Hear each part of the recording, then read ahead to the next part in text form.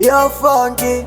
She make me jump oil like a monkey. Cash lips mania, boss what is she? Parudo wakura, watoma imsharukwa. Wakanaka wakakero wakarukwa. Pakati pembo ya umbofu wakabuda. Ndopo wakakara uzumbofu wakabuka. Yes me know say, kuti zimwe nguwa love it. Taindine mari wako kunge Bill Gates.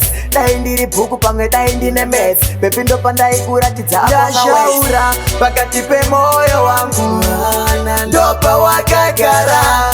Pakati pe moyo wangu ndikakufunga ndinorwara.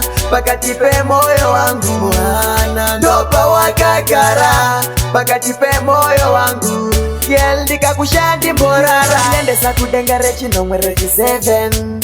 I think I can die now cause I've just seen a piece of heaven.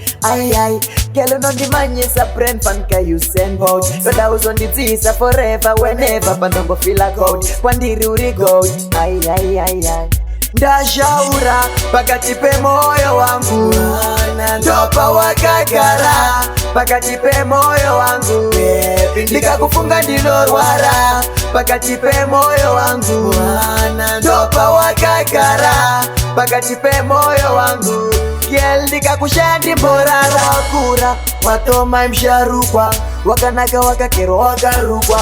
Pakati pe moyo umbofu wakabuda. Ndopo wakagara uzumbofu wakabuka. Yes me know say, kuti zimwe nguwa love it. Taindine mari wapo kunge Bill Gates. Taindiri puku pangwe taindine mess. Pepindo pandai kuratidza ndashaura. Pakati pe moyo wangu ndopa wakagara. Pakati pe moyo wangu ndikakufunga ndinorwara. Pakati pe moyo wangu ndopa wakagara. Pakati pe moyo wangu girl ndikakushandi mborara. Nendesa kudenga rechi nomwe rechi 7.